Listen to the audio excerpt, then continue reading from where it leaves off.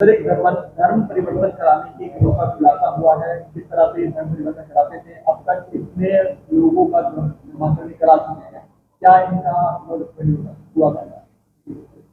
देखिए, दिनांक 23 जुलाई को आशीष, जो कि शाहजहांपुर थाना क्षेत्र मोदी नगर के रहने वाले हैं, उनके द्वारा सूचना दी गई कि इनके सामने ही रोहित का घर है, जिनके घर पे कुछ लोग इकट्ठा हैं, जो कि धर्मांतरण कराने की प्रक्रिया कर रहे हैं वहाँ पे।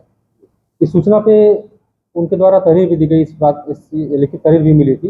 इस पे प्राथमिक जांच की गई। जांच के आधार पर दिनांक 24 जुलाई को इसमें एक अभियोग विधि विरुद्ध धर्मांतरण अधिनियम के अंतर्गत पंजीकृत किया गया। सर, कितने पैसे इनको मिलते थे और क्या मैं आपको पूरी ब्रीफ कर दे रहा हूँ।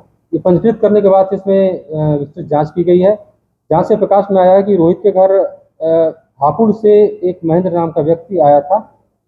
वो उसके साथ अन्य 4-5 लोग थे, जो कि वहाँ पे आसपास के लोगों को इकट्ठा करके वहाँ पे ईसाई धर्म के बारे में बता रहे थे और धर्मांतरण का प्रयास कर रहे थे। जब अब महेंद्र जो है, इसके बारे में विस्तृत जांच की गई तो उसके कई खाते हमें बैंक डिटेल्स मिली। वर्तमान में इसके 3 खाते प्रचलित हैं। पूर्व में भी इसके और खाते थे जो कि यूज करके बंद कर चुका है। सभी खातों की डिटेल प्राप्त की गई, इससे पूछताछ की गई तो प्रकाश में आया कि इसके खाते में लगभग हर माह 50,000 से लेकर 1 लाख रुपए तक विभिन्न सोर्सेज से इसको फंड प्राप्त होता था। उसमें वर्ष 2021 के आसपास इसको बाहर से भी पैसे प्राप्त हुए हैं, जो कि मतलब इंडिया से बाहर से पैसे प्राप्त हुए हैं। उसके अलावा अन्य मतलब कभी पंजाब से, कभी अन्य सोर्सेज से प्राप्त होते रहते थे, जिसके बारे में अभी विस्तृत जांच की जा रही है कि वो सोर्सेज कौन से हैं।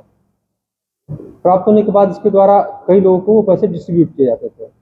और पैसों का अब तक कितने लोगों का धर्मांतरण कराने की बात को इसने स्वीकार किया है और इनकी जो पत्नी है महेंद्र की, उनकी गिरफ्तारी कर इसमें ये महेंद्र और उसकी पत्नी दोनों मिलकर के काम करते थे। इनके द्वारा एक ट्रस्ट बनाई गई थी, बेतलहम गॉस्पेल ट्रस्ट के नाम से, हापुड़ में संचालित है। 2 मंजिला बिल्डिंग है, जिसमें इनके द्वारा प्रॉपर चर्च के रूप में वहाँ संचालन किया जाता है। अभी तक जो प्रकाश में आया है कि खाते से तो इनके द्वारा करीब 15-20 लोगों को ट्रांसफर किया जाता था, उनके बारे में जानकारी की जा रही है। इसके अलावा अन्य हापुड़ के आसपास के लगभग 150 के आसपास लोग इनके संपर्क में थे, जिनका इनके द्वारा धर्मांतरण कराए जाने के लिए उनको प्रलोभन दिया जाता था, पैसे का लालच दिया जाता था। इन लोगों को सर टारगेट करते थे?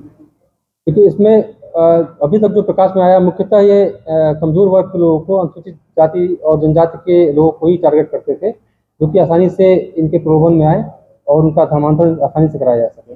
और ये जो संस्था है बैतरम गोपाल, तो ये और भी कुछ कार्य करती है क्या? उसकी भी जांच की जा रही है, क्योंकि अगर कोई और संस्था भी या कोई और निकाय भी इससे जुड़ा हुआ जो और काम करता है तो और लोग भी जुड़े हो सकते हैं? तो बिल्कुल, इसमें बेतलहम गॉस्पेल ट्रस्ट जो है, ये रजिस्टर्ड है। इसकी जांच भी, इसका भी एक अलग खाता है, उसकी भी जांच की जा रही है, उसमें भी फंड प्राप्त हुए इनको।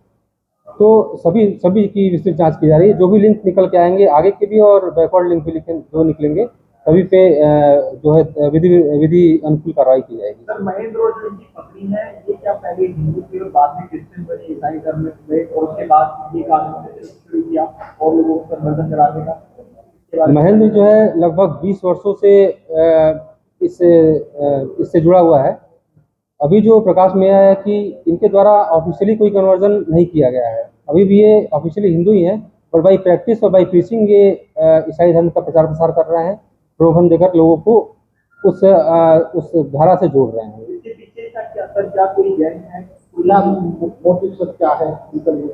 डेफिनेटली अभी तक की जांच से ये पता चल रहा है कि इसके पीछे भी कई लोग इन्वॉल्व हैं और एक संगठित रूप में कार्य कर रहे हैं। तो इसमें विवेचना की जा रही है और जो भी फैक्ट सामने आएंगे उस पर कार्रवाई की जाएगी।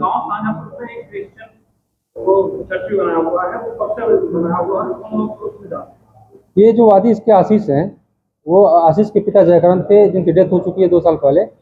वो काफी समय तक ईसाई धर्म को मानते थे, उनके द्वारा भी ये काम किया जाता था।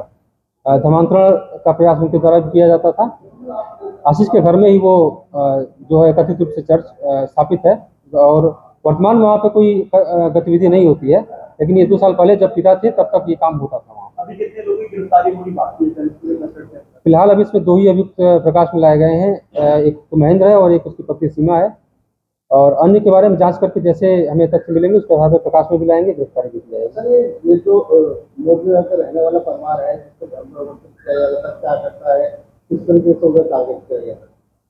रोहित के घर ये लोग, रोहित का एक रिश्तेदार है जो हापुड़ का रहने वाला है, उसके माध्यम से ये महेंद्र जो है रोहित के संपर्क में आया था और उनको एक रोहित का बच्चा बीमार था, उसको ठीक करने का प्रलोभन देके और उसको बाकी पैसों का भी लालच देके ये प्रयास कर रहे थे उसको परिवर्तन करने का, धन परिवर्तन करने का।